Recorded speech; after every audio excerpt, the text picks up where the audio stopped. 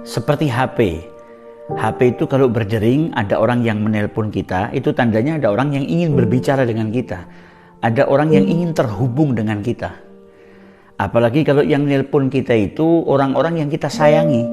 Seperti misalnya ibu kita, ayah kita, anak-anak kita, atau istri kita. Maka ketika mereka menelpon, kita langsung angkat. Kita tidak menunda untuk mengangkat telepon tersebut. Begitu juga dengan kumandang azan. Ketika azan diserukan, maka itu tandanya Allah Subhanahu wa Ta'ala sedang memanggil dirimu. Allah mau engkau terhubung dengan Allah Subhanahu wa Ta'ala. Oleh karena itu, sahabat Ibnu Mas'ud ketika bertanya kepada Rasulullah SAW tentang amalan yang paling dicintai oleh Allah Subhanahu wa Ta'ala, maka Nabi Muhammad menjelaskan yang pertama, as-salatu ala waktiha, salat tepat pada waktunya.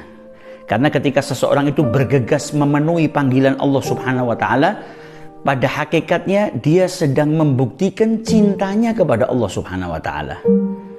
Diseru oleh Allah Subhanahu wa Ta'ala, maka dia bergegas memenuhi panggilan Allah Subhanahu wa Ta'ala. Ada salah seorang yang saleh pernah menceritakan ketika dia masuk ke masjid mau salat, dia lihat ada orang tua yang sedang berwudu. Maka dia bertanya, sudah azan? Sama mungkin seperti kita kalau masuk ke masjid, kita tanya sudah azan atau belum. Maka orang tua yang sedang berwudu tadi menjawab orang saleh tadi, adhabu ilaihi qabla an yunadini. Aku itu pergi menuju kepadanya sebelum ia memanggilku. Jadi sebelum datang waktu sholat, sebelum azan, orang tersebut sudah bersiap-siap untuk memenuhi panggilan Allah Subhanahu wa Ta'ala. Nah, itu menunjukkan bukti kecintaannya kepada Allah Subhanahu wa Ta'ala. Karena bagi seorang pecinta itu, waktu yang ditunggu-tunggu adalah waktu perjumpaan dengan kekasih hatinya. Jadi kalau kita mau tahu bagaimana kadar cinta kita kepada Allah Subhanahu wa Ta'ala, bagaimana diri kita ketika datang waktu sholat. Kalau kita bahagia itu tandanya kita cinta kepada Allah Subhanahu wa Ta'ala. Dan orang yang jatuh cinta, dia akan senantiasa merindukan waktu perjumpaan dengan kekasihnya. Kalau kita merindukan terus-menerus waktu perjumpaan dengan Allah Subhanahu wa Ta'ala, itu tandanya kita cinta kepada Allah.